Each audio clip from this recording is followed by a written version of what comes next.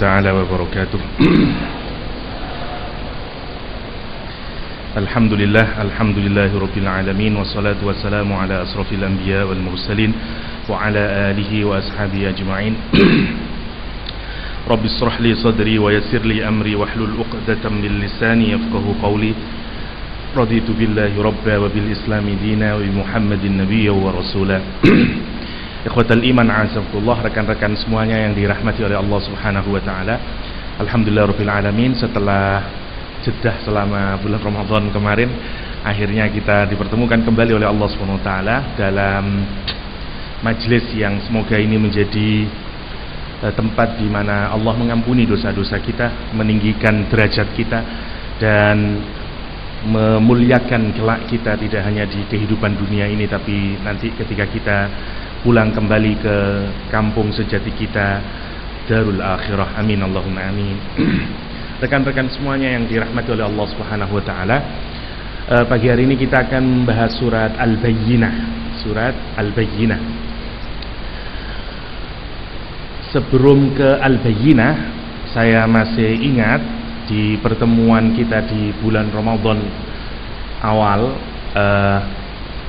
kita membahas tentang kata bayyinatin minal huda. Ada kalimat di dalam Al-Quran di surat Al-Baqarah yang kita kaji, ya ayyuhalladzina amanu kutiba alaikumusiyam kama kutiba alal ladzina min qablikum la'allakum tattaqun, ila akhirih, baru sampai syahrul Ramadan alladzi unzila fihil Qur'an hudan linnas wa bayyinatin minal huda. Kita pernah membahas kata bayyinatin minal huda, kalau masih ingat ya. Di surat Al-Baqarah bentuknya jadi jamak bayyinatin. Nama surat yang akan kita kaji adalah surat Al-Bayyinah. Yang menarik, kata bayyinat, kata Al-Bayyinah itu seakar kata dengan kata bana yabinu, mubinun. Dan Al-Quranul Karim mensifati dirinya sebagai mubin. Misalnya di surat Yasin, Allah bahkan menggambarkan Rasul atau dakwah Nabi Muhammad SAW atau dakwah semua utusan Allah itu in huwa illa balagh, yang pertama, yang kedua mubin. Ada lagi misalnya Qur'anum mubin, misalnya Al-Quran menggunakan kalimat mubin. Penting untuk kita fahami dulu kata bana yabinu yang menjadi Al-Bayyinah, sesuatu yang jelas ya, sesuatu yang jelas kejelasannya ditangkap oleh akal kita atau dirasakan oleh hati kita. Saya mau tanya dulu, sesuatu yang clear, yang jelas, itu dirasakan dalam hati atau difahami oleh akal kita? Ini jelas ini. Yang ngomong jelas itu akal atau hati? Akal. Good. Al-Quran itu digambarkan oleh Allah Subhanahu wa taala sebagai sebuah kitab ya. Yang pertama, atau dakwah di dalam Islam atau Al-Quran secara gampangnya, Al-Quran itu balagh, yang kedua mubin ya. Balagh itu, kalau balagh sesuatu yang sampai ke dalam hati ya, jadi yang merasakan hati kita. Kita tidak sedang bahas itu, tapi salah satu karakter Al-Quran adalah mubin. Dia clear, nyata, tegas, yang membuat orang tidak bisa lagi punya keraguan sedikit pun, kecuali dia menyatakan this is it. Ya wis, ini yang benar, ini yang jelas. Ya. Namanya Al-Bayyinah. Karena itu misalnya Rasulullah SAW misalnya dalam hadis, al-haramu bayyin ya, wal halalu bayyin, misalnya sing haram wis jelas, yang halal juga sudah jelas.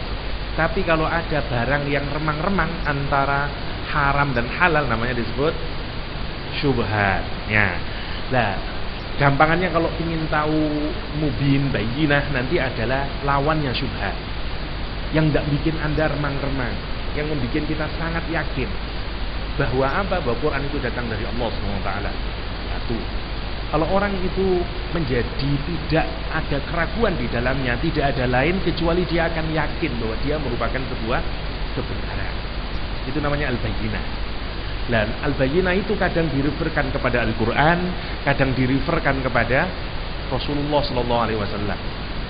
Loh, kok beda Ustaz? Sebenarnya tidak beda, karena Rasulullah SAW juga adalah Al-Quran. Al-Quran yang berjalan, itu Rasulullah SAW. Jadi sebenarnya bayyinah itu sesuatu yang sangat clear. Orang Inggris sebutnya crystal clear, saking beningnya, ya, saking jelasnya, yang mestinya akal manusia mempercayai bahwa ini datang dari Allah, bahwa ini kebenaran yang tidak bisa ditolak lagi.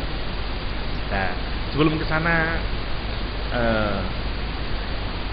saya mengirim artikel untuk Nurul Hayat, tapi memang nggak bisa ditulis secara pendek mestinya. Saya ikut coba kita sharing sedikit tentang struktur cincin dalam Al-Quranul Karim.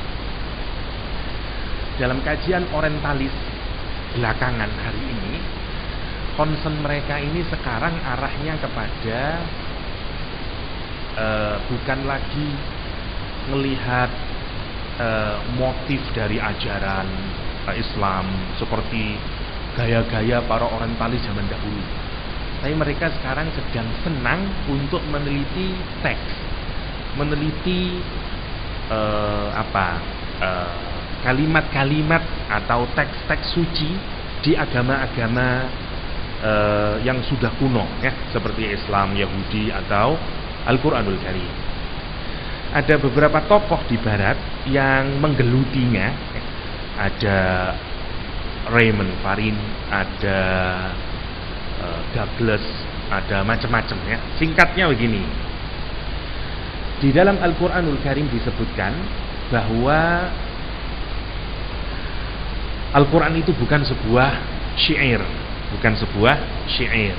Saya ingin jelasin dulu syair.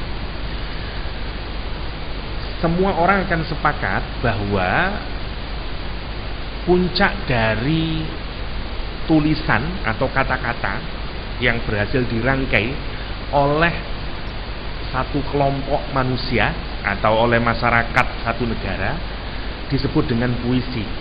Orang menghargai puisi sebagai susunan yang paling terbaik di setiap masyarakat, ya. Terutama di Arab. Orang itu kalau bisa membuat puisi di Arab dan dia dikenal sebagai tukang syair, terhormat dia. Ada tradisi bahkan kalau ada satu suku itu melahirkan, muncul tukang syair dan dikenal dia menjadi tukang syair, suku-suku yang lain datang ke sukunya untuk menghormati dan mengucapkan selamat. Wah, hebat ya, sukunya sampean sekarang punya tukang syair baru. Jadi menjadi tukang syair menjadi kehormatan dulu. Apalagi di kalangan orang Arab, tukang syair adalah salah satu prestasi kaum elit penyair, dan tidak mudah bikin syair. Satu, ya. Yang syair itu menjadi simbol dari kehormatan dulu.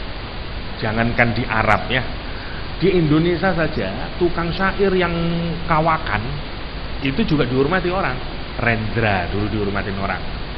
Gusmus, ya, Mustafa Bisri kemarin dapat apa dari Jokowi, ya. Salah satunya kenapa? Karena syair. Karena Gusmus sering bikin syair. Salah satunya. Jadi jangankan zaman dahulu, hatta untuk ukuran masyarakat kita saja, syair dihormati orang. Bahkan ada yang menarik, syair tanpa waton, ya, yang seorang tahu. Dari mana itu? Bukan dari Gus Dur, ya, karena bukan Gus Dur yang bikin sebenarnya. Tapi itu sudah. Tapi subhanallah, itu yang mengantarkan, ya, siapa? Menteri Pemuda dan Olahraga kita, ya, sampai jadi DPR dan sampai kemudian menjadi menteri gara-gara syair tanpa waton, ya. Salah seorang kiai di Mojokerto, ya, yang bikin syair itu kemudian didatangi oleh Pak Nahrawi ini. Dia bilang, Yai, saya minta izin, ya, Pak, saya cetak syair tanpa waton sampean ini waktu awal-awal kampanye PKB, ya. Dia cetak, dikasih gambarnya Gus Dur tanpa sepengetahuan sang penciptanya ini, untuk agar dan dia disebut ini syair Gus Dur. Dia yang membuat nama, disebarin mulai di Jakarta sana, ramai, dikira bikinannya Gus Dur, padahal bikinannya iya, sampai kemudian terkenal. Dia syair. Apalagi zaman jahiliyah, zaman dahulu, ketika orang Arab tidak punya apa-apa kecuali syair.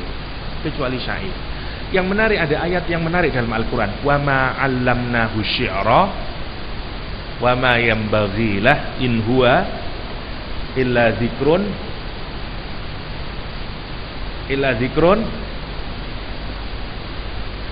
wa Qur'anun mubin. Oke, kita lihat wa ma 'allamnahu syi'ra, dan kami tidak mengajarkan kepada Nabi Muhammad syair. Allah tidak mengajarkan Nabi Muhammad syair, yang pertama. Wa ma yanbaghilah, dan syair itu enggak cocok untuk Nabi Muhammad. Enggak layak untuk Nabi Muhammad syair itu. Apa yang kita anggap sebagai prestasi paling tinggi bagi kebudayaan umat manusia, Allah bilang syair itu tidak cocok bagi Nabi Muhammad. Syair itu tidak layak bagi Nabi Muhammad. Nanti saya buktiin ya. In huwa illa dzikrun wa Qur'anun mubin. Quran itu tidak lain Al-Quran itu kecuali dia hanyalah zikrun wa Qur'anun mubin. Saya tanya, kalau ngiling-ngiling, ngingat-ngingat, itu kerjaan hati atau kerjaan akal?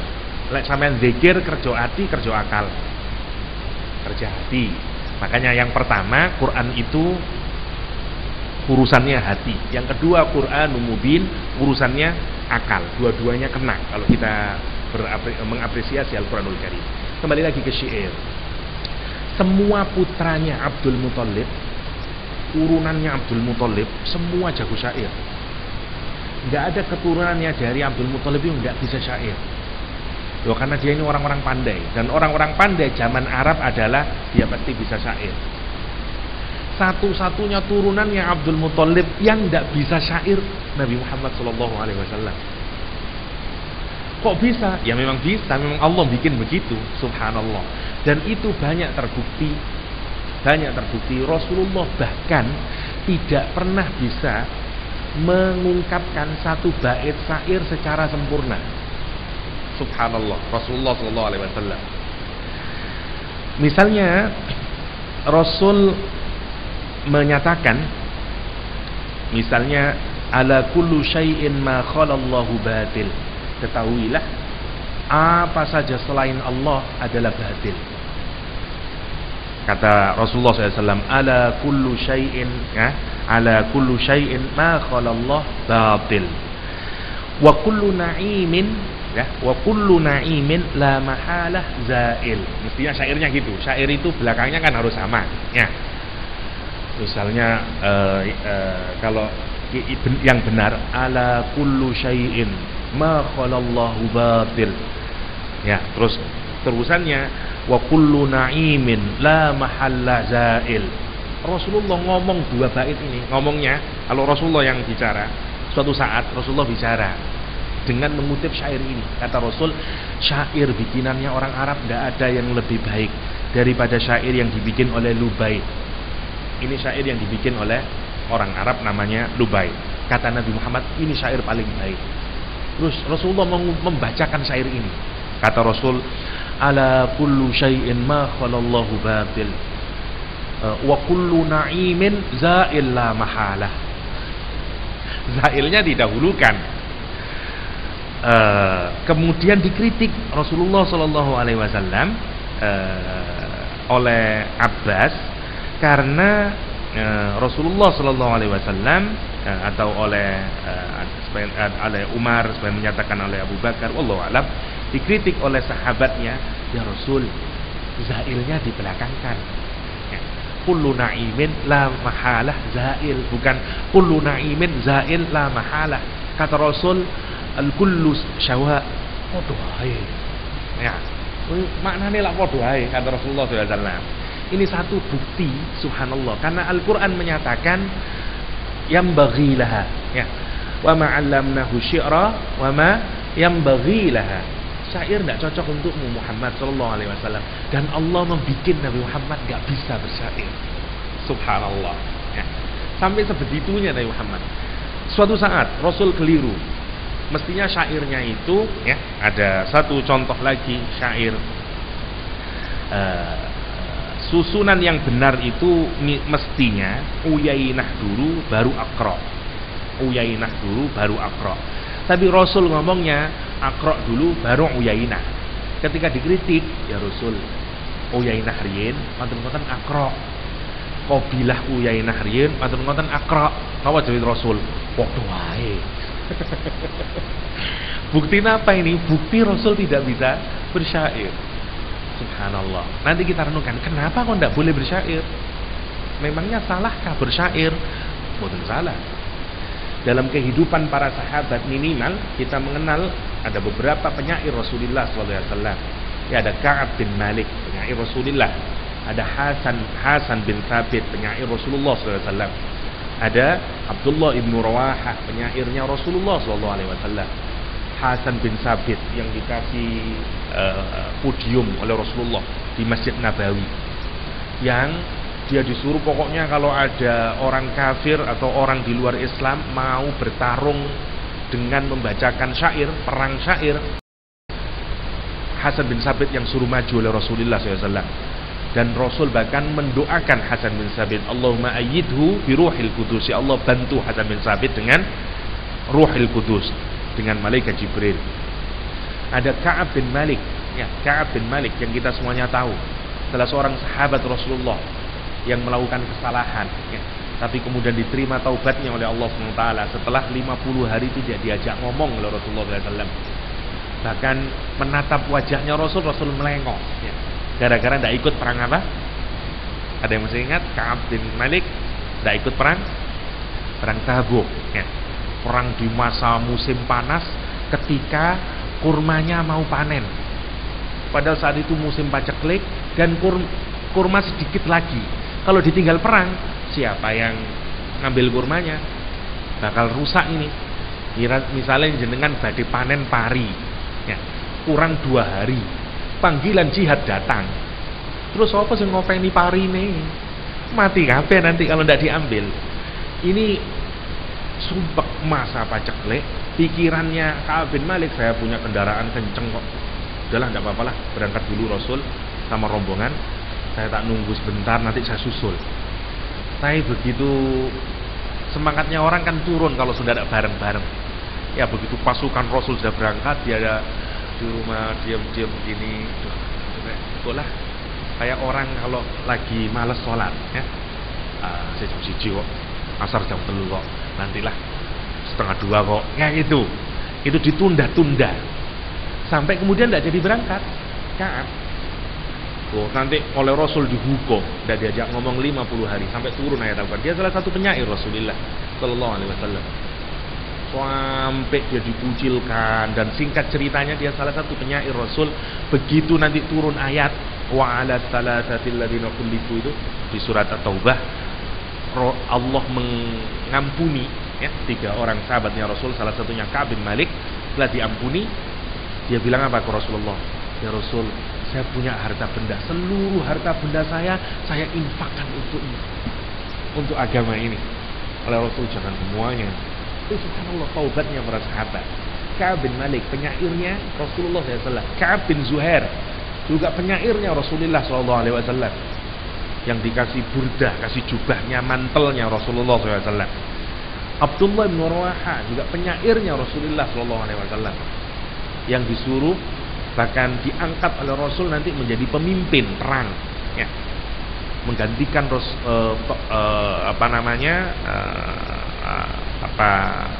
orang pemimpin kata Rasulullah SAW di perang Mu'tah, ya. Nanti kalau pemimpin yang pertama meninggal, gantikanlah oleh Zaid bin Haritha, nanti gantikanlah oleh Abdullah bin Rawahah, ya. Salah satu penyairnya Rasulullah SAW, dan justru dia menggunakan syair untuk membakar sahabat agar berani berperang, karena 10.000 tentara Romawi datang, dan dengan ditambahin suku-suku yang lain membuat gentar perasaannya hati sahabat dalam perang Mu'tah. Rasul tidak ikut berperang saat itu. Dia opo iki 10.000 lawan pasukan yang sedikit. Siapa yang menguatkan, membakar semangatnya para sahabat saat itu agar maju di medan perang dengan menyatakan apa yang kita cari dari peperangan ini? Sesungguhnya mati syahid adalah sebuah kemuliaan, ya, dan menang tetap dalam keadaan sehat walafiat juga adalah sebuah kemuliaan. Enggak ada jeleknya. Kita tunggu apa lagi? Ya, syahid mulia, hidup ya juga tetap mulia, ya. Dan dia membakar dengan puisinya, terhormat menjadi ahli puisi, meskipun ketika turun ayat tentang puisi, ya, tentang para syu'ara, para tukang syair yang biasanya hanyalah mengungkapkan sesuatu yang di luar, ya, kenyataan, dikritik oleh Al-Quranul Karim. Tapi para penyair yang beriman, yang berkata sesuai dengan kata-katanya, dipuji oleh Al-Quranul Karim, sebagaimana para penyair Rasulullah SAW. Tapi kenapa Al-Quran tidak menyatakan Rasul tidak dilayakkan untuk memahami dan bisa bersyair? Karena jangan sampai nanti ada orang yang berpikir Al-Quran itu adalah mirip syair Arab, atau Al-Quran itu terpengaruh dengan syair. Jangan sampai, karena syair bikinannya manusia. Allah tidak butuh cara ngomong kita, ya, itu yang menarik. Gini dulu, syair di mana-mana punya struktur syair itu. Misalnya kalau kita AB misalnya kita, ya. Misalnya kalau orang Indonesia misalnya ada gula, ada semut, ya. Sholat duha pakai kunut misalnya, ya.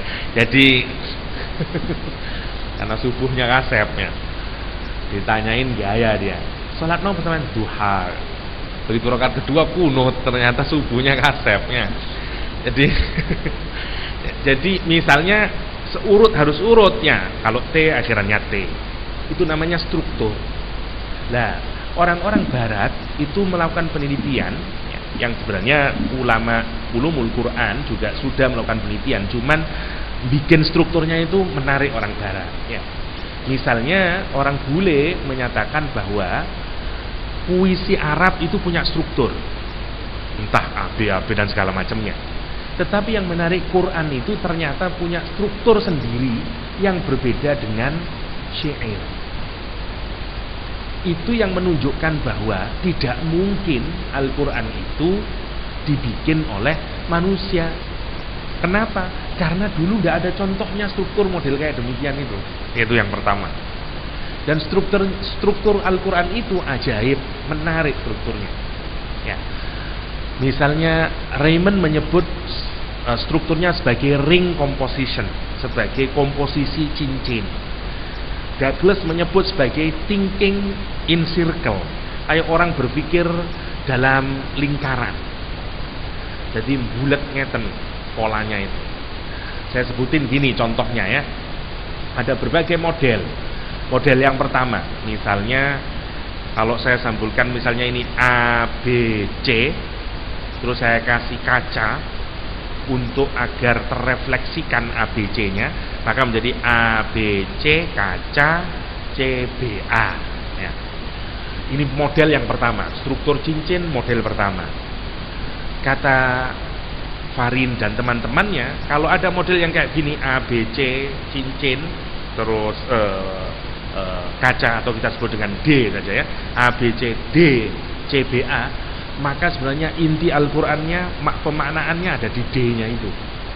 Karena ABC-nya sebenarnya adalah mengitari makna utamanya. Contohnya seperti pada apa? Pada Al-Baqarah, ya. Al-Baqarah itu kalau dipadatkan sebenarnya muatannya ada 9 konten, ada 9 pesan utama. Nah, 9 itu kalau dibagi 2 berarti dapat berapa? 4. Yang tengahnya 5. Maka inti surat Al-Baqarah itu ada yang pada poin yang kelimanya. Lah, poin 1, 2, 3, 4 itu menguatkan nanti yang kelima ini. Ya. Begitu juga nanti dikuatkan kembali oleh 6, 7, 8, 9. Itu polanya. Dan bagi orang yang ngapalin Al-Quran itu memudahkan untuk mengingat. Kalau nanti ditanya apa isinya Al-Baqarah, kita ingat karena cuman seperti cincin. Oh, misalnya tema yang pertama surat Al-Baqarah berkenaan dengan iman sama kekufuran. Nanti yang nomor 9 sama, balik lagi temanya tentang iman dan kekufuran. Terus tema yang kedua sampai ke-8, tema yang ketiga dengan ke-7, tema yang ke-4 dengan yang ke-6, tema yang kelima, tema sentralnya. Apa tema sentral dari Al-Baqarah? Perubahan arah kiblat dan pengangkatan umat Islam sebagai umat dan wasatoh. Karena orang Yahudi sudah gagal menjadi contoh. Allah sekarang mengambil umat Islam dijadikan umat wasaton, sebagai middle ummah, sebagai contoh yang nanti kalau kepingin tahu bagaimana contoh umat yang menjalankan aturan Allah, lihatlah umat Islam. Nah, begitu diangkat yang pertama kali dirubah adalah kiblatnya dulu, orientasinya dulu, baru dikasih jadi diangkat jadi umatan wasato, terus nanti bergembira dengan simbolisasi berpuasa, diturunin Al-Quran. Kalau orang dikasih manualnya ya, dan segala macam. Tapi yang menarik ketika Allah mengangkat kita menjadi ummatan wasato, itu menariknya surat Al-Baqarah itu ada berapa ayatnya? Ada yang ingat? 208. Oke, kalau dibagi 2 ada berapa? 43. Dengan perhatikan di ayat yang 143 itulah ayat yang bunyinya berkenaan dengan umatan wasato. Subhanallah. Jadi Al-Baqarah itu kalau dipecah jadi 2, tengah-tengahnya ya pengangkatan kita itu. Seakan-akan Allah ini chapter yang lama, sekarang chapter yang baru adalah pengangkatan kita. Ya. Benar apa enggak? Benar, wa ja'alnakum ummatan wasata. Ya. Subhanallah. Itu seperti kok iso ya kayak begitu ya. Itu apalagi Al-Baqarah itu turunnya enggak langsung, lama dia periodenya. Ganti enggak langsung satu utuh Al-Baqarah. Itu satu, ya. Ada yang polanya, struktur cincinnya enggak model demikian, tapi model langsung, enggak kayak matahari. Terus ada sistem tata suryanya, enggak ada intinya, terus ada sistem tata suryanya yang mengelilingi. Tapi enggak ada intinya. Terus saja berhubungan gini. Ya. Jadi misalnya kayak ABC terus CBA. Contohnya apa? Surat Yusuf. Surat Yusuf ceritanya demikian. Yang pertama tentang mimpinya Nabi Yusuf. Yang paling akhir berarti tentang apa? Makna mimpinya Nabi Yusuf. Yang nomor 2 setelah mimpinya Nabi Yusuf, nomor 2 ceritanya kalau di Yusuf tentang apa? Plot saudara-saudaranya Nabi Yusuf. Nanti yang nomor berikutnya tentang apa? Tentang sadarnya saudara-saudaranya Nabi Yusuf. Terus itu plotnya istrinya Al-Aziz. Nanti berikutnya sama, kebalikannya. Sadarnya istrinya Al-Aziz. Terus siapa lagi? Plotnya Dharma wanita Mesir misalnya ya. Nanti taubatnya dan pengakuannya terus kayak begitu. Sampai yang paling akhir adalah tentang mimpinya sang raja, langsung diikuti oleh apa? Takbir mimpi dari mimpinya sang raja. Subhanallah, jadi kayak cincin ngeten terus. Dan itu lihat orang-orang ini, sekali lagi ini bukan ulumul Quran, tapi menarik untuk diperhatikan bagaimana orang kalau mengapresiasi Al-Quran ada aja hal yang bisa dia temukan, hatta kalaupun dia belum orang yang beriman. Tapi subhanallah, orang yang kayak demikian ini bisa mengantarkan kemudian masuk Islam, seperti yang terjadi pada Raiman Farim. Kenapa? Karena al-bayyinah. Karena dia tidak bisa nolak lagi, karena dia berkecimpung puluhan tahun untuk memahami syair jahiliyah. Strukturnya begini. Begitu dia lihat Al-Quran, wow, ini kok bisa gini ya? Kenapa Quran punya struktur begini ya? Dan dia tidak bisa menolak lagi. Ini bab mubin. Otak saya tidak bisa lagi kecuali menyatakan this is it. This must be from Allah Subhanahu wa taala. Tidak bisa lain kecuali ini datang dari Allah Subhanahu wa taala. Dari the creator. Karena itu dia masuk Islam. Itu yang disebut dengan al-bayyinah. Nah, kita ini mestinya ingin mendapatkan al-bayyinah itu. Satu, nanti kita akan merasakan bayyinah. Itu efeknya. Jadi kalau orang mendapatkan al-bayyinah, dia akan hilang keraguannya. Dan nanti hasilnya apa? Kalau sampean sudah kuat, ya, tidak ada sedikit pun keraguan, kira-kira makin gimana keagamaannya atau keislamannya, makin kokoh, ya, makin kuat. Itulah yang disebut dengan dinul qayyimah, seperti agama yang tegak, yang firm, yang tidak bisa lagi digoyangkan. Kenapa? Karena kita berdiri di atas al-bayyinah. Sampean meskipun diitik-itik nganti mati misalnya, atau katakanlah meskipun mau dipukul atau apa, dibilang percaya ya 1 tambah 1 sama dengan 3, nggak bisa. 1 tambah 1 sama 2. Hatta kalaupun Anda dipukul, dalam hati tetap bilang enggak, 1 tambah 1 sama dengan 2. Bisa Anda berubah 1 tambah 1, ya wis, nggak apa-apa 3. Nggak bisa. Nggak bisa. Itu namanya bayyinah. Lah, Islam itu al-bayyinah, Quran itu al-bayyinah, Rasulullah itu al-bayyinah. Dan ini penting terutama untuk anak-anak muda yang kadang-kadang masih ragu sama Al-Quran, kadang-kadang ragu sama agama.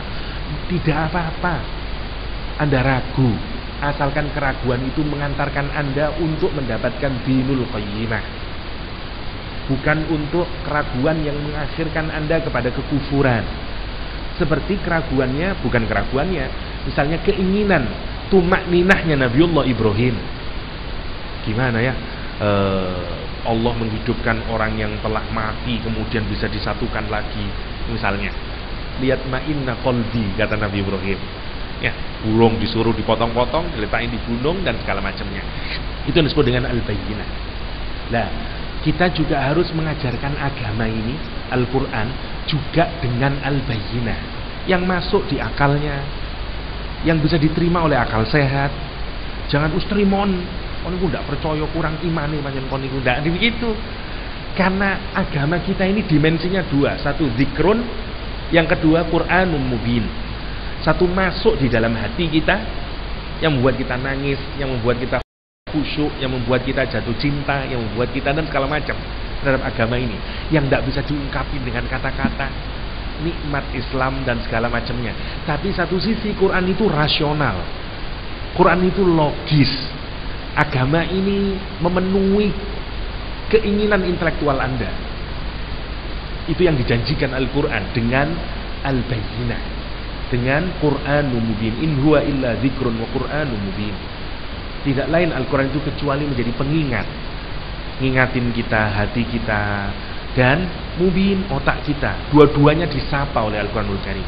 Itu juga menjadi tugas pendidik kita, para da'i, para orang-orang yang menjadi penggiat agama, yang mendakwahkan agama ini.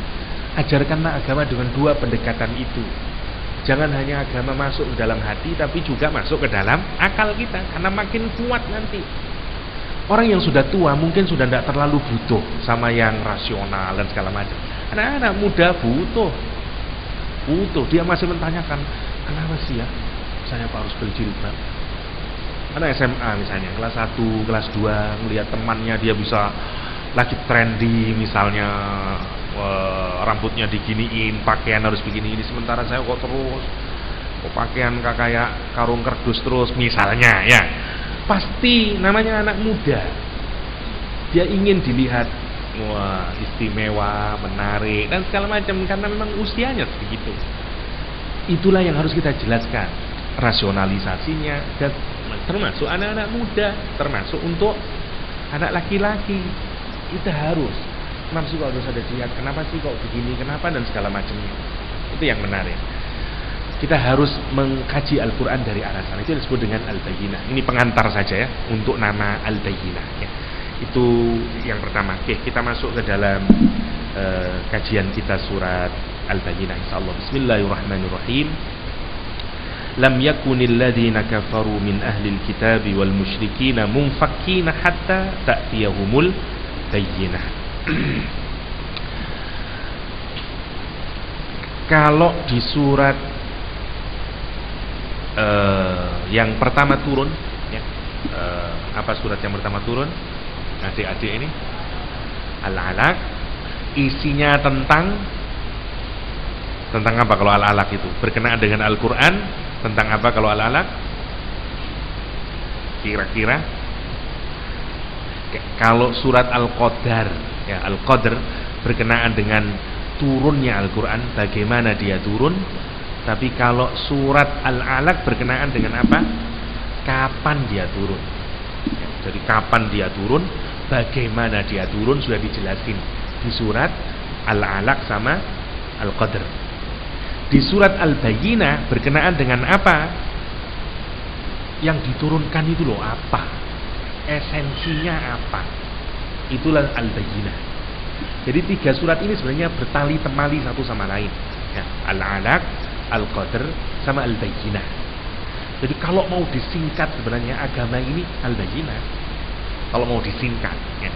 Karena inti dari agama ini Al-Bayyinah. Karena Al-Quran nanti menyingkatnya menjadi Al-Bayyinah. Rasul Al-Bayyinah, Quran Al-Bayyinah, dan Islam itu kalau mau disingkat esensinya adalah Al-Bayyinah. Kapan dia diturunkan? Al-Qadar ya.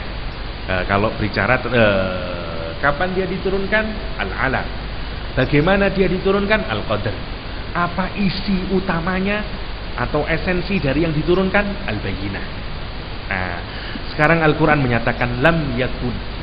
Ayat ini berkenaan dengan orang Yahudi sama orang munafik yang sering bentrok dan segala macamnya. Orang Yahudi bahkan menyatakan kepada orang-orang munafik, kepada orang-orang kafir, dia bahkan menyatakan dan bahkan berdoa kepada Tuhannya, orang-orang ahli kitab, orang Yahudi ya, pada saat itu bahkan menyatakan nanti akan turun nabi dari kalangan orang Arab yang kami akan berperang bersama mereka, mengalahkan kalian semuanya sebagaimana kalahnya kaum Ad dan kaum Iram, kata orang-orang ahli kitab, menunggu sang Rasul Al-Bayyinah ya, yang sangat jelas dan nyata-nyata nanti akan membawa kemenangan. Itu sesumbarnya para orang-orang ahli kitab yang dia menyangka nanti kalau datang Rasulullah SAW dari kalangan orang-orang Arab, dia akan mengimaninya. Tapi pertanyaannya adalah apakah nanti begitu datang Rasulullah SAW mereka sungguh-sungguh beriman? Enggak. Ini yang menarik untuk kita lihat, bahwa apa yang dia omongkan berbeda dengan kenyataan nanti setelah Allah mengutus Nabi Muhammad SAW ya. Karena itu misalnya di sini disebutkan wa angkaru nubuwah ya, nubuwatah, mereka kemudian mengingkari nubuwahnya Nabi Muhammad SAW. Siapa yang mengingkari? Minal Yahudi wan Nasara ya, orang Yahudi dan orang Nasrani, wal musyrikin, dan orang-orang musyrik. Kenapa mereka ini semuanya ini? Karena kekufurannya mereka kepada Nabi Muhammad SAW. Tarikina lima hum alaihi minal ghafla anil haq wal wukuf indama kana alaihi, misalnya ila akhirih ya. Padahal dulunya mereka menyatakan akan berperang bersama-sama Nabi Muhammad SAW, membela Nabi Muhammad SAW, tapi itu hanya menjadi ungkapan belaka ya, yang nggak ada pembuktiannya, karena iri, karena dengki, karena yang datang bukanlah orang yang berasal dari golongan mereka ya. Itu background ayat ini. Kemudian Allah Subhanahu wa taala menyatakan lam yakun, enggak akan ya, gampangannya lam yakun, tidak akan alladzina kafaru, orang kafir ya, min ahlil kitab, dari ahlil kitab, nanti kita jelasin satu-satu, wal musyrikin, dan orang kafir dari orang musyrik. Jadi ada dua jenis orang kafir, satu orang kafir dari ahlil kitab dan orang kafir dari orang musyrik. Munfakina hatta ta'tiyahumul bayyinah, orang kafir dari ahli kitab dan orang kafir dari kaum musyrik, dia tidak akan pernah munfakin, dia tidak akan pernah terpisah. Nah, nanti saya jelasin apa munfakin. Hatta, sampai ta'tiyahum, datang kepada mereka. Apa yang datang? Al-bayyinah. Oke. Yang pertama kita bahas alladzina kafaru. Al-Quran menyatakan orang yang kufur. Orang yang kufur. Kalimatnya menggunakan kata kerja, bukan kafirun, alladzina kafaru. Ada proses di sana. Karena itu kalau kata kerja sifatnya selain tentatif, ada perbedaan. Makanya kufurnya ahli kitab sama kufurnya orang musyrik mungkin jadi berbeda. Tapi dalam kadar tertentu semuanya mereka bisa kita anggap satu sebagai orang kafir. Tetapi kalau apakah sama kufurnya ahli kitab sama kufurnya orang musyrik? Beda. Apa buktinya? Karena Al-Quran memisah di antara keduanya. Tapi mereka tetap juga bisa disamakan karena memiliki kesamaan di dalam kekufuran. Mengkufuri apa itu? Misalnya kalau saya tanya, apakah ahli kitab kufur terhadap Nabi Musa sebagai nabi? Tidak. Apakah ahli kitab kufur bahwa ada Tuhan yang hanya satu, yakni Allah SWT? Tidak. Zaman itu, ya, misalnya, meskipun sebagian ada yang mengkufuri, misalnya dari sekte Yahudi yang menyatakan Uzair anaknya Tuhan, ada dari kalangan orang Nasrani yang menyatakan Tuhan ada 3 dan segala macam. Tapi sebagian dari mereka enggak. Orang musyrik, wah, beda lagi keyakinannya. Karena itu Allah tidak mencampur aduk sesuatu yang berbeda. Meskipun kalau dirunut, dicampur semuanya, ada titik kesamaannya, yakni ada titik kesamaannya, yakni mereka sama-sama mengkufuri al-bayyinah. Core-nya di situ nanti. Jadi boleh jadi orang percaya sama Allah, tapi kalau dia tidak mempercayai al-bayyinah, dia kufur. Apa nanti al-bayyinah? Satu, Nabiullah Muhammad SAW. Yang kedua, Al-Quranul Karim. Al-Quranul Karim. Karena nanti ada orang-orang yang mengaku, saya percaya sama Allah, tapi saya tidak percaya Al-Quran, bahwa Tuhan itu punya kitab.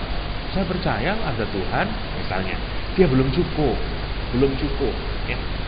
Belum cukup. Ini juga yang juga nanti bisa dijadikan pijakan dalil bahwa orang yang benar itu, yang mukmin benar, kalau dia iman kepada Al-Quran, iman kepada Nabi Muhammad SAW. Tidak cukup sebagaimana keyakinan orang-orang pluralis yang menyatakan asalkan orang iman sama Tuhan dan beramal soleh sudah cukup.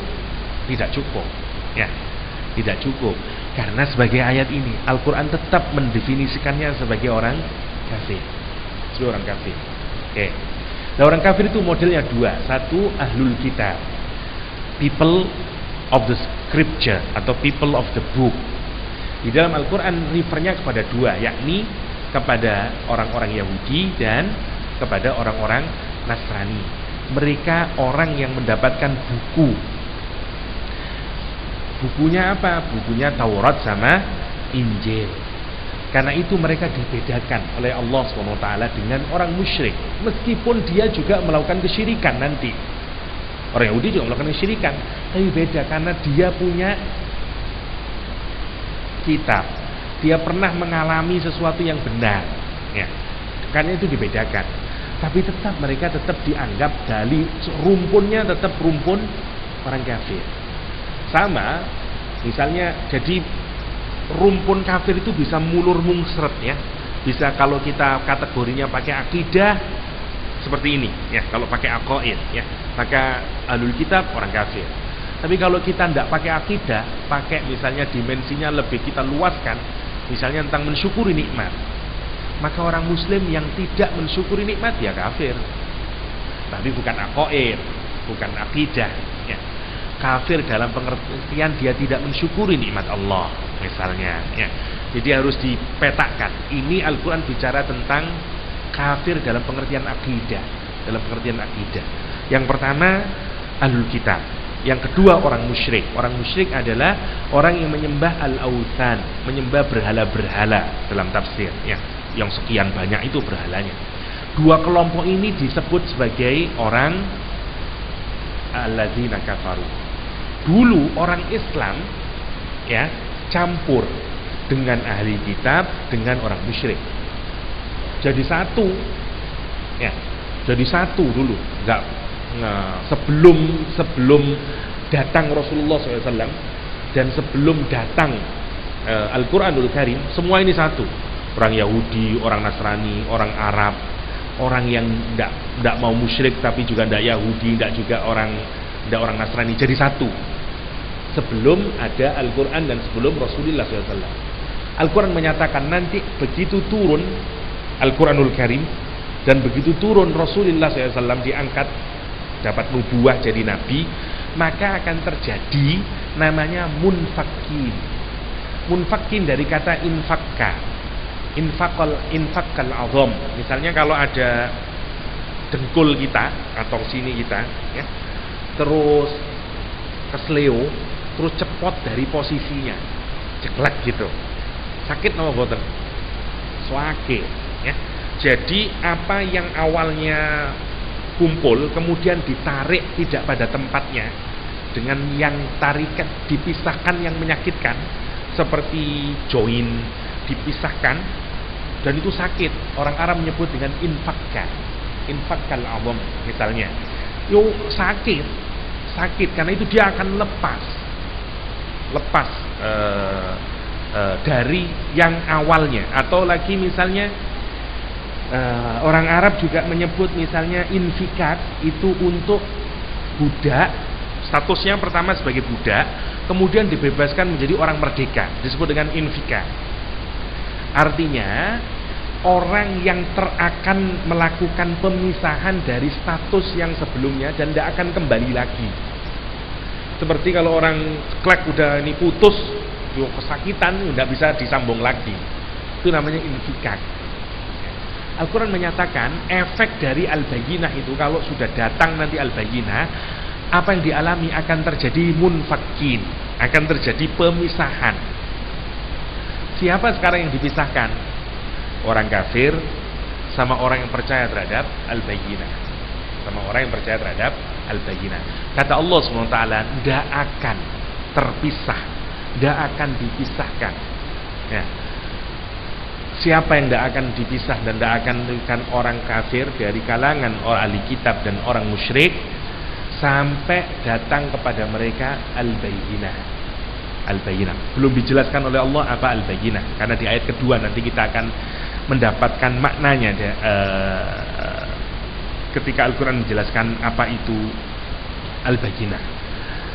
Kita lihat dulu kata Allah SWT bahwa nanti kalau ada al-bayyinah maka dia akan dipisahkan. Pertanyaannya adalah apa yang dipisahkan? Tidak disebutkan di sini. Karena itulah yang menjadi perdebatan di kalangan para ulama. Apa yang dipisahkan dari orang Nasrani, orang Yahudi, orang musyrik? Begitu al-bayyinah turun itu apa yang dipisahkan? Apakah kekufurannya? Apakah kesyirikannya? Ya, ini yang menjadi perbedaan panjang di kalangan para ulama. Karena misalnya kalau yang disebut yang dipisahkan itu adalah kesyirikannya dan kekufurannya, bukankah begitu ada Nabi Muhammad masih ada orang yang kufur? Bukankah begitu ada Al-Quran turun di tengah-tengah orang kafir Quraisy, bukankah masih banyak juga orang yang tetap syirik? Maka apa sebenarnya yang disebut dengan infikak misalnya, yang disebut dengan peristiwa yang disebut dengan munfakin? Ini menjadi perdebatan di kalangan para ulama tafsir. Misalnya, karena itu tidak mudah untuk memahami apa yang dimaksud dengan peristiwa munfakin. Misalnya beberapa makna yang bisa kita sharingkan. Misalnya yang pertama, mereka itu orang-orang Quraisy, baik yang musyrik atau yang menganut Yahudi sama Nasrani, itu punya asosiasi atau punya sikap yang begitu sangat kuat untuk tidak mau terpisah dengan keyakinannya. Atau sketen untuk mudahnya ya, kalau sampean itu makan nasi dari kecil, maka untuk pindah makan selain nasi itu susahnya minta ampun ya. Ini baru urusan makanan. Buktinya orang Indonesia yang ke Saudi ya, umroh atau haji, sumpek kalau tidak ketemu nasi ya. Sawarma lagi ya, sumpek itu karena tidak ketemu dengan nasi. Susah orang berubah terhadap sesuatu yang sudah lama dia geluti. Oke, saya tanya, keyakinan, agama, ideologi itu sesuatu yang digeluti sejak kapan? Sejak kecil. Orang menjadi Yahudi, orang menjadi Nasrani, orang menjadi syirik mulai bayi ya, prosesnya lama sampai panjang. Nah, kecenderungan orang susah untuk berubah. Susah untuk berubah. Hanya sedikit orang yang bisa mudah berubah. Misalnya, oke, tidak ada nasi, tidak apa-apa, makan roti. Orang Indonesia susah, mau makan bubur aja masih belum makan, padahal sama-sama nasi. Ya. Wis mam, wis sarapan dereng. Lah mau niku napa? Mung bubur. Ya. Habis cari roti yang panjang, wis sarapan dereng. Mung roti. Ya padahal sarapan ya. Orang Indonesia. Habis rujak, makan rujak, sudah makan belum? Ya. Kenapa? Karena susah untuk berubah dari nasi. Apalagi agama, apalagi keyakinan. Nah, salah satu maknanya yang pertama disebut dengan munfakin adalah salah satu yang bisa melepaskan orang atas ikatan agamanya yang begitu sangat susah untuk dilepaskan adalah al-bayyinah, adalah Islam, adalah Al-Quran. Dan itu ajaib ya. Sekian banyak hari ini kita bisa mendapati orang yang sebenarnya susah kayaknya untuk bisa lepas dari agamanya, tapi dilalah karena disentuh Al-Quran ya, karena dia mempelajari Rasulullah SAW, dia berubah dari apa yang sudah dia yakini puluhan tahun lamanya. Itu disebut dengan munfakinah hatta. Itu makna yang pertama. Misalnya di kalangan para ulama tafsir memaknai kata munfaki ya. Oke, kita lihat lagi makna yang lain dari kata munfakin.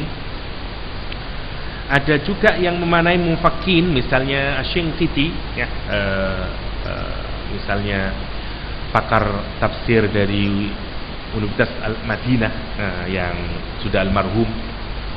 Kita banyak kehilangan ulama hari ini ya, dari Biladus Syinkit yang alim sudah meninggal dunia. Dari Syria berturut-turut meninggal juga ya. Syekh Ramadan Putih diambil sudah oleh Allah. Barusan Syekh Wahbah Zuhaili juga diambil oleh Allah SWT. Orang-orang produktif yang alhamdulillah pernah ke kampus di Malang ya. Orang yang soleh, baik ya. Tinggal satu sekarang yang juga sudah sepuh ya, Syekh Ali As-Sobuni yang juga pernah ke kampus, udah tua banget. Semoga Allah memanjangkan usianya karena banyak manfaatnya bagi umat. Tapi sudah tua juga. Ulama-ulama soleh mulai diambil satu-satu oleh Allah. Ulama-ulama yang banyak menelurkan kitab, yang kita banyak berhutang banyak dari karya-karyanya ya, mulai diambilin oleh Allah SWT ya. Habis ya. Misalnya Asy-Syinkiti menyatakan yang disebut dengan kata munfakin ini adalah ahli kitab ya, dan kaum musyrik itu tidak akan meninggalkan kekufuran dan syiriknya sampai sampai al-bayyinah itu datang. Tapi ya kebanyakan dari mereka itu jadi bukan maksudnya bukan semuanya ya, bukan semuanya, tapi kebanyakan dari mereka itu kemudian beriman. Itu disebut dengan intikad. Jadi maknanya adalah kalau yang tadi penekanannya pada bayinahnya yang powerful, yang hanya bisa orang itu lepas dari kekufuran dan syiriknya hanya karena bayinah ya. Kalau asingkiti penguatannya ndak. Orang musyrik sama orang munafik itu sama orang ahlul kitab hanya bisa lepas jika ya ada bayinah. Buktinya apa? Sekian banyak orang-orang musyrik, orang-orang ahli kitab itu masuk Islam gara-gara al-bayyinah. Wah, kita bisa lihat anaknya Abu Jahal, bapaknya sedemikian kolotnya dan tidak bisa lepas, Ikrimah masuk Islam ya. Kita akan melihat banyak anaknya Abu Thalib misalnya ya.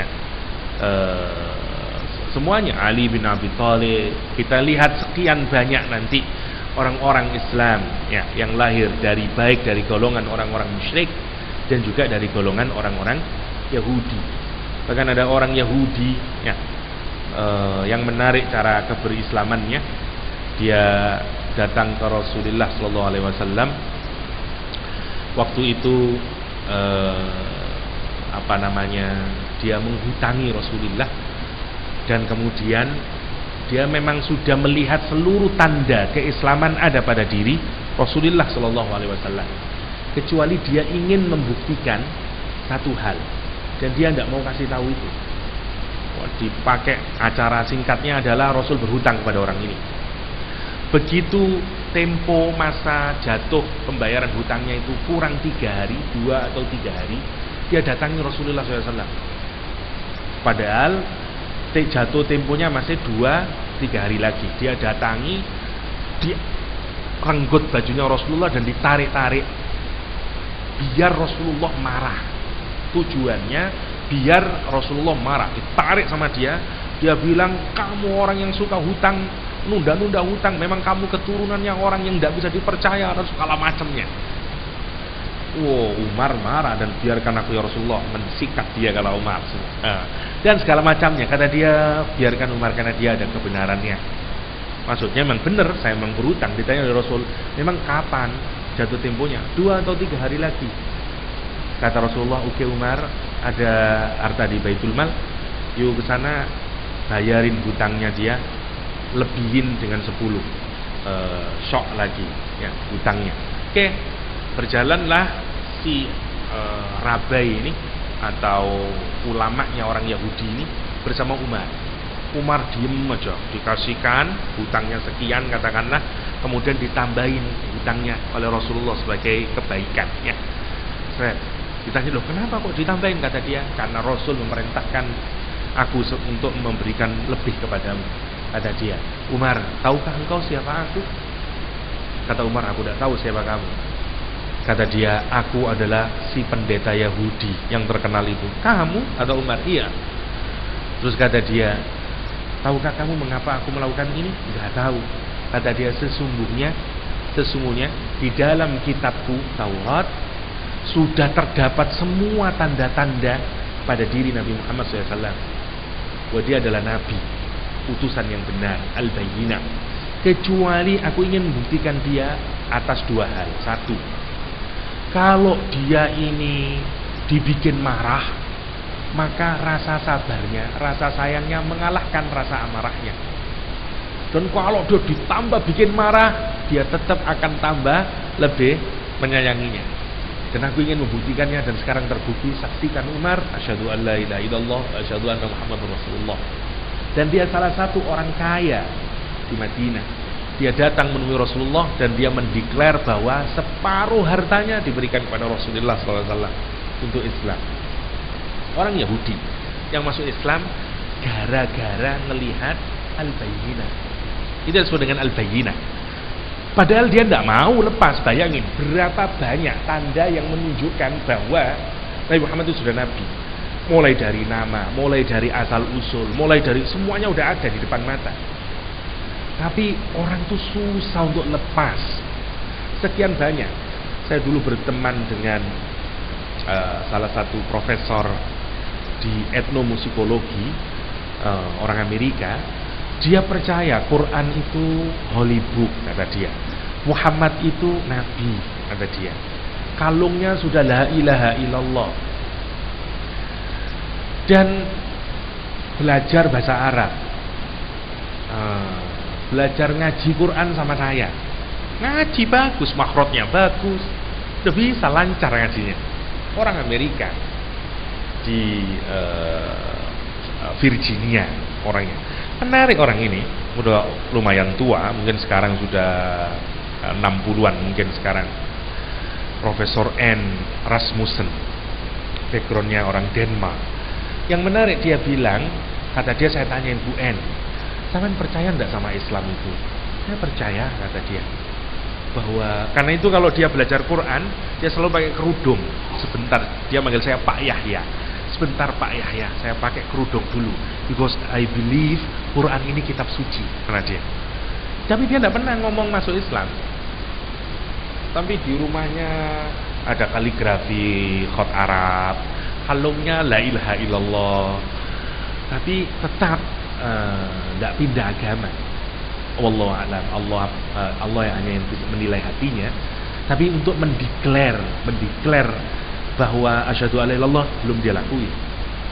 Kenapa dia mulai tertarik sama Islam? Awalnya dari lagu, dari lagu-lagu sufi zaman dahulu kala, ya. Terus sampai tertarik kepada lagu-lagu qiraah. Jago dia, semua bisa itu, bayati, nahawat, syika, ya. Langgam Arab, ya. Bukan langgam Jawa, langgam Arab, semua dia bisa. Semua dia bisa. Yang menarik. Dan beliau ini susah untuk melepaskan. Saya tanya, memang percaya Bu? Percaya. Kenapa kok tidak masuk Islam Bu? Karena udah lama pertemanannya.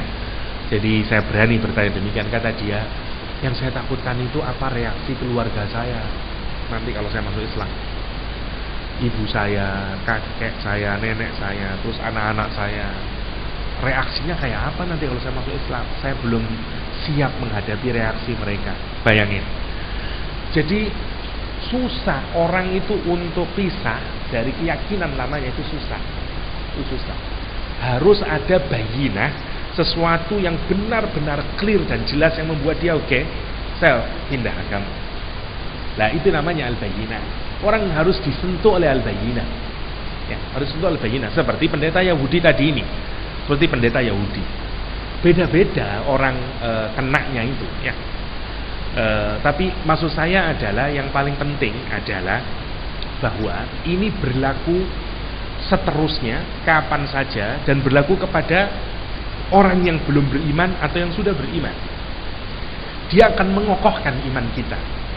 Prinsipnya adalah satu, berinteraksilah dengan Al-Quran atau berinteraksilah dengan Rasulullah SAW, dengan hadis, dengan pribadi Rasul, dengan agama ini. Karena itu akan melahirkan bayinah. Kalau sampean belajar sirah, kaji kehidupan Rasul dan segala macam, yakin nanti akan terjadi infikak. Gak akan ada lagi kesirikan, gak seneng kemudian. Makin kokoh pribadinya. Nanti menjadi ikhlas. Nanti urutannya nanti Anda lihat. Akan terjadi infikak. Setelah itu ada ikhlas. Setelah itu ada iqamah fiddin. Agama kita akan kuat. Yang disebut dzalika dinul qayyimah. Itu urut-urutannya begitu. Strateginya. Kalau kita ingin punya agama yang digambarkan surat Al-Bayyinah sebagai dinul qayyim, diawalinya harus mukhlishina lahuddin. Kunafa'a wa yuqimunas shalah dzalika dinul qayyimah. Kalau ikhlasnya dari mana? Orang bisa ikhlas kalau apa? Kalau sudah ada bayyinah. Kalau saya menyatakan iya, ini sudah clear benar, tidak ada lain kecuali dia. Itu prosesnya. Itu prosesnya. Nah, kita harus menemukan al-bayyinah itu. Bagaimana Anda bisa mendapatkan keikhlasan kalau tidak pernah berinteraksi dengan Al-Quran? Bagaimana kita bisa mendapatkan keberagamaan yang kokoh, firm dan kuat yang nggak bisa lagi berbelak-belok karena sudah qayyim. Kalau kita tidak pernah meneladani Rasulullah Shallallahu Alaihi Wasallam, itu yang disebut dengan makna yang kedua kata asangkiti. Karena itu banyak nanti yang berubah karena Al-Quranul Karim. Oke, saya singkat saja, sekian masih banyak maknanya, tapi intinya adalah bahwa Al-Bayyinah itulah yang akan melahirkan pemisahan ya. Orang dari kekufurannya, dari kesyirikannya yang susah banget untuk dilepaskan ya. Karena itu kalau ada orang yang masih punya keraguan ya, nanti tingkatnya, puncaknya kan mulai dari keraguan sampai ke syirik, sampai ke segala macam. Obatnya cuma satu, Al-Quran, Al-Bayyinah. Obatnya Al-Bayyinah. Oke. Sekarang kita lanjutin, apa Al-Bayyinah itu? Kita singkatkan saja. Lam yakunil ladzina kafaru min ahlil kitab wal musyrikin hatta ta'tiyahumul bayyinah rasulun minallahi yatlu suhufan mutahharah. Al-Bayyinah itu adalah Rasulullah sallallahu alaihi wasallam. Ini yang menarik. Karena itu semakin kita meneladani, memahami, mengerti Rasulullah SAW, saya yakin iman Anda makin kuat. Karena itu jadikan kajian sirah pribadi Rasulullah menjadi kajian yang harus kita utamakan. Dia harus berjalan beriringan dengan Al-Quranul Karim. Saya tidak bisa mempelajari Al-Quran tanpa mempelajari sirah Rasulullah SAW. Karena itu gandengannya. Anda punya manual tapi tidak punya mobilnya, gawe apa? Ya, nggak ada gunanya. Bolak-balik manual itu gini. Ya, misalnya, dia tidak akan bisa berjalan dengan baik. Quran itu ibaratnya manual, Rasulullah SAW ibaratnya adalah mobilnya. Jadi kalau ingin tahu aplikasinya, tahu bagaimananya dan segala macamnya, Rasulullah SAW, karena dia saling menyatukan. Karena itu kalau orang misalnya ada beberapa kajian keagamaan yang gak mau sama hadis, kayaknya ingkarus sunnah, kayaknya cukup dengan hadis ya. Sekarang ada beberapa tradisi ya. Saya tidak mau menyebutkan golongan-golongan, tapi beberapa ada profesor, ada macam-macam yang menyatakan hadis itu kan masih meragukan, ada yang valid, ada yang tidak valid. Sebaiknya kita langsung saja sama Quran. Ini contoh pendekatan yang salah di dalam agama. Karena tidak harus dipisahkan Quran sama hadis, tidak harus dipisahkan. Bagaimana dipisahkan? Dia satu kesatuan. Dia satu kesatuan. Ya, dia tidak bisa dipisahkan. Tidak bisa dipisahkan. Dimanapun saja kalau ada kajian yang melepaskan satu di antara yang dua itu, maka itu tanda tidak tepat. Dimanapun saja, karena dia merupakan satu kesatuan. Allah menggambarkan Al-Bayyinah itu sebagai Rasulun, dikasih tanwin untuk kayak ini pengagungan ya, lita'dim, untuk meninggikan. Kayak kita ngomong ini bukan orang biasa, bukan Rasul biasa, ini Rasul istimewa, yakni Rasulullah Sallallahu Alaihi Wasallam, dan dikaitkan dengan minallah ya, bukan ini Rasulnya sudah juga dirinya juga istimewa, dan dia juga dari Allah Subhanahu Wa Taala, jadi utus spesial dari Allah Subhanahu Wa Taala, Rasulun minallah, Rasulun minallah, yatlu suhufan mutahharah. Tugas Rasul adalah yatlu, membacakan ya, suhufan, suhuf, lembaran-lembaran, karena memang belum ada kitabnya dulu ya, mutahharah, yang disucikan oleh Allah, yakni Al-Quranul Karim. Jadi lihat, yang disebut dengan bayyinah itu kalau kita lihat sekarang komponennya ya dua itu, Rasul sama Al-Quran. Oke, kita lihat dulu kata yatlu ya. Ada qiraah, ada tilawah. Bedanya adalah kalau qiraah baca, sampean faham tidak faham, ngerti tidak ngerti, namanya qiraah ya. Yang maca alif lam mim dzalikal kitabu la raiba fihi hudal lil muttaqin alladzina yu'minuna bil ghaibi wa yuqimunas shalah. Apa maksudnya? Tak ngerti ya, qiraah namanya. Boleh, itu level pertama di dalam berapresiasi dengan Al-Quranul Karim. Level kedua, kalau kita mau mengapresiasi Al-Quran adalah tilawah. Tilawah itu membaca, tapi berusaha juga dengan memahami maknanya, ngikutin pentadaburinya, dan mengamalkannya. Ya, itu sudah masuk tilawah namanya. Nanti ditingkatkan lagi setelah tilawah di tahfidz, dihafalin. Hafalan itu awal-awalnya tujuannya adalah untuk mengikat pemahaman kita akan Al-Quranul Karim. Tujuan awalnya sebenarnya, selain untuk menjaga Al-Quranul Karim, karena dulu belum ada cetakan Al-Quranul Karim. Tapi sebenarnya salah satu kebiasaannya para ulama kenapa menghafalkan Quran, karena dia ingin menjaga hafalannya, pemahaman Al-Quran itu. Ya, dia ngafalinnya. Setelah dia fahami, dia tadaburi, dia apalin, dia hafalin. Dia terus kayak gitu, dikip terus. Nah, tugas Rasul bukan hanya membacakan, bukan qiraah, tapi yatslu, memberikan pemahaman, memberikan contoh perilaku. Namanya tilawah. Tilawah itu dari kata tala yatlu, mengikuti.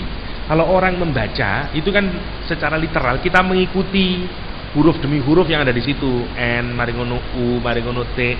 Sampean enggak boleh enggak mengikuti tulisan itu. Makanya disebut dengan tilawah yang pertama. Yang kedua, maknanya tilawah itu bacaannya harus diikuti dengan amal. Namanya tilawah. Kalau hanya sekedar baca namanya qiraah. Kalau bacaan Anda kemudian menerbitkan amal namanya tilawah.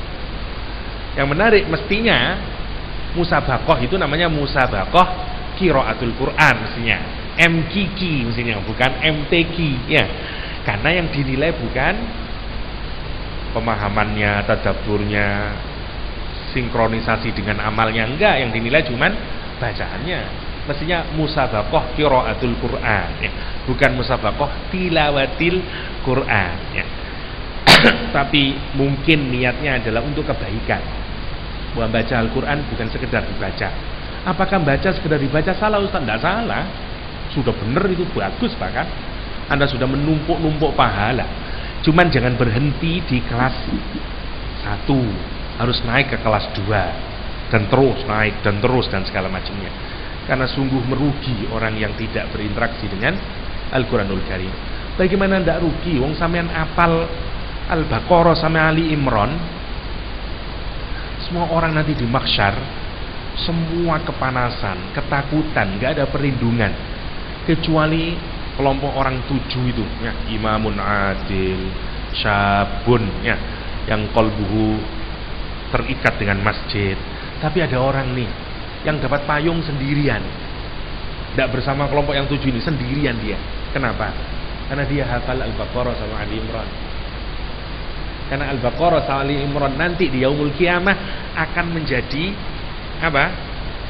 Cloud, menjadi awan yang akan menaungi dia. Subhanallah. Ibu apal Al-Baqarah ambek Ali Imran. Ya. Makanya cintailah Al-Quranul Karim, mau ngafalin dan segala macam, karena dia akan membawa kebaikan tidak saja bagi hidup Anda di dunia, tapi nanti di yaumul akhir.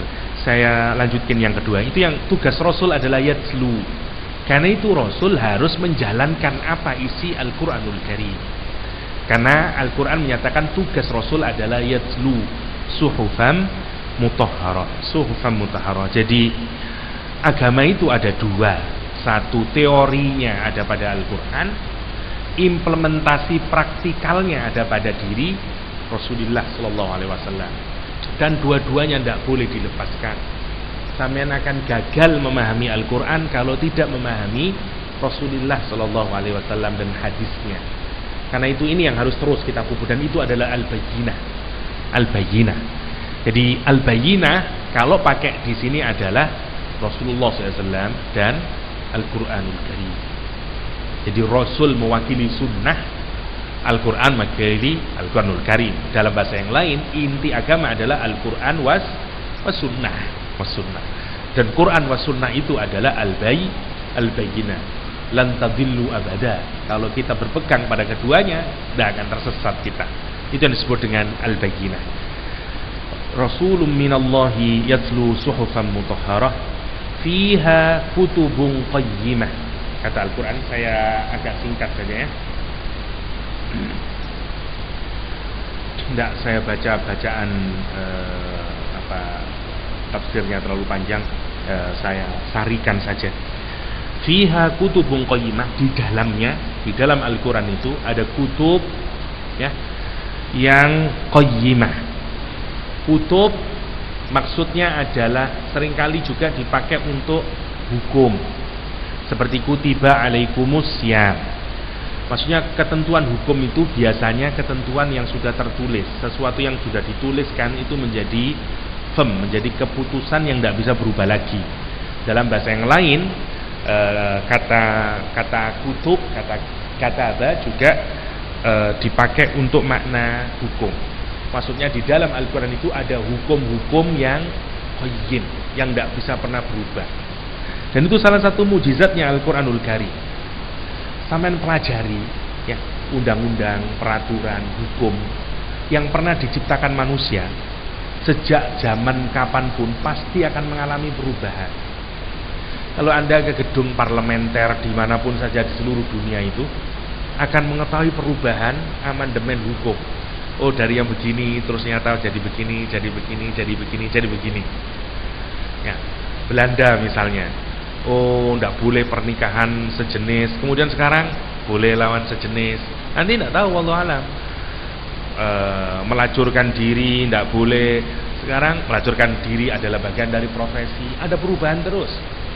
Sama juga dengan di Indonesia, ada perubahan dari undang-undang. Makanya kalau dipanjang sekali, satu-satunya buku ya, satu-satunya kitab suci yang aturannya tidak pernah berubah sejak awal diturunkan sampai yaumul kiamah hanyalah Al-Quran. Dan itu salah satu mukjizat. Injil dirubah-rubah. Di perjanjian lama babi haram, di perjanjian baru babi halal. Ya. Di perjanjian lama poligami boleh, di perjanjian baru poligami haram. Semuanya dirubah-rubah. Meskipun menarik ya, saya jadi ingat perbedaan di negara-negara Islam ini menarik ya, tentang poligami.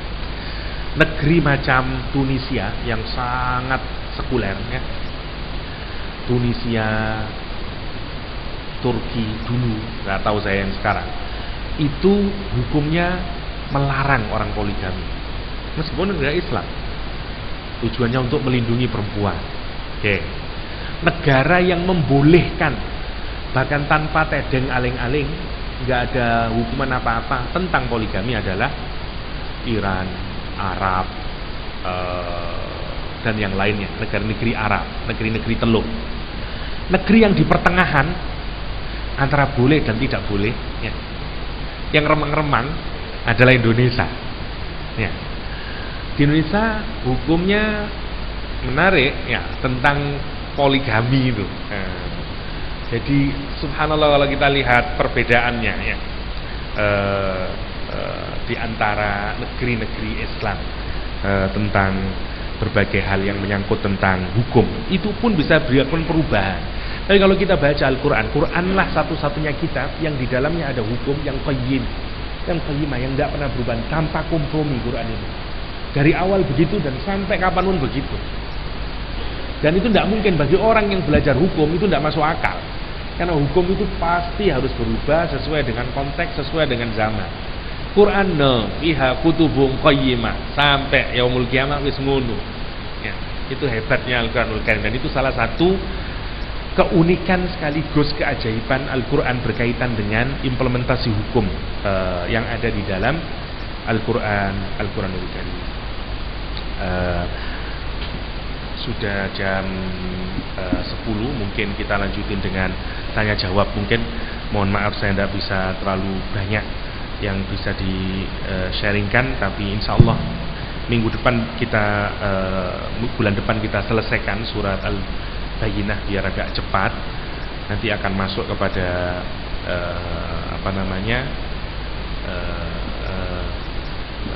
orang yang baik sama orang yang buruk ya.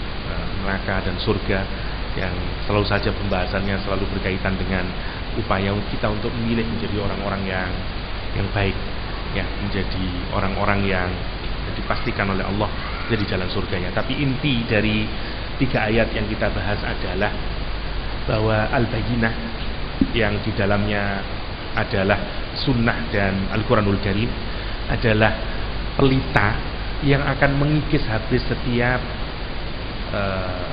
gelap gulita, kegelapan yang mengotori hati dan ideologi, keagamaan, keraguan, otak dan hati kita, ya. Semakin kita mendapatkan cahaya, semakin terusir kegelapan di dalam diri.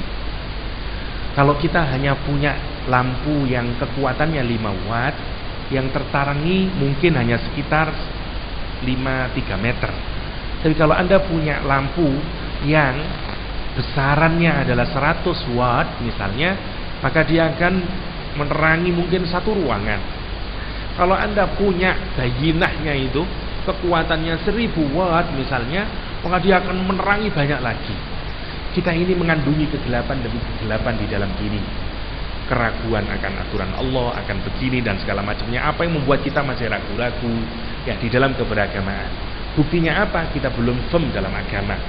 Ada malasnya, kadang ada begini ya. Usirlah semua kegelapan itu dalam berbagai bentuknya, entah rasa malas dalam ibadah, rasa keraguan dalam keagamaan, rasa kehilangan rasa nikmat di dalam ibadah, sampai kepada yang paling buruk yakni syirik dan kufur. Dan itu semuanya singkatnya adalah kegelapan. Kalau kita mau lepas kegelapan itu hanya ada satu. Kalau kita ingin terjadi infikak pada diri kita, yakni holy spirited, ya, benar-benar perfectly spirited, kita benar-benar separted, benar-benar terpisah, hanya satu polanya, hadirkan Al-Bayyinah. Teruslah berinteraksi dengan Al-Bayyinah. Maksudnya interaksilah dengan Al-Quran. Bacalah Al-Quran sebagaimana Rasulullah mengajarkan, yatlu suhufan mutahharah. Bacalah dia, tapi tidak berhenti dari hanya sekedar membaca. Baca dia, cari maknanya, tadabburi dia, usahakan memahaminya, dan lakukan dia dalam kehidupan kita. Kalau itu yang kita lakukan, dia akan melahirkan bayyinah yang nanti pelan-pelan akan ada proses infikak. Kalau itu nanti kita teruskan, akan melahirkan ikhlas, mukhlishina lahuddin. Kalau sudah ikhlas, nanti kita akan mendapatkan apa yang disebut dengan dinul qayyimah. Itu urut-urutannya. Semakin banyak orang berinteraksi dengan Al-Quranul Karim, semakin dia akan terusir kegelapan dirinya. Karena sebagaimana janji Allah, lam yakunil ladzina kafaru min ahlil kitab wal musyrikina munfakkina hatta ta'tiyahumul bayyinah. Semoga Allah Subhanahu wa taala mengaruniakan kita al-bayyinah, ya, sehingga kita ini diberikan kemudahan untuk firm, lurus, patuh, taat, dan sepenuhnya memberikan loyalitas kita kepada Allah Subhanahu wa taala dan agama ini. Amin Allahumma amin. Monggo kalau misalnya ada tanya jawab sebelum kita akhiri. Baik, untuk hari ini barangkali ya, karena terbatasnya waktu, untuk sesi tanya jawab kita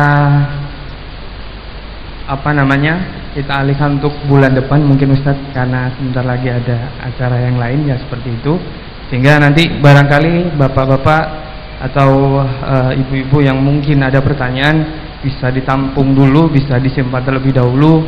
Bulan depan kita ketika ketemu lagi dengan Ustadz Yahya bisa kita ungkapkan seperti itu. Intinya bahwa mudah-mudahan kita selalu diberikan bayyinah sehingga kita bisa menerangi diri kita, keluarga kita, teman kita, dan seluruh barangkali nanti di sekitar kita bisa mendapatkan bayyinah juga seperti itu. Monggo Ustadz untuk ditutup dengan doa. Kita awali doa kita dengan bacaan umul kitab. Semoga Allah mengakrabkan kita dan mendekatkan kita pada usaha terus menerus mendekati al-bayyinah, sehingga hilang semua kegelapan dalam diri. Kita bisa menjadi pelita juga bagi orang lain, bagi keluarga kita, anak kita, istri kita, keluarga kita, dan semuanya kita nanti diselamatkan oleh Allah di jannahnya. Amin Allahumma amin. Al-Fatihah. A'udzu billahi minasyaitonir rajim. Bismillahirrahmanirrahim. Alhamdulillah.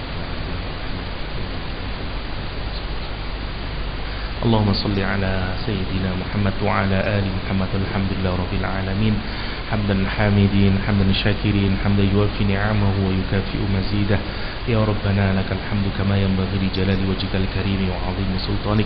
Allahumma ij'alil Qur'an hujjatan lana wa la hujjatan 'alaina. Allahumma ij'alil Qur'an al-'azima rabi'a qulubina wa nura sudurina wa jala ahzanina wa dhaba humumina wa humumina.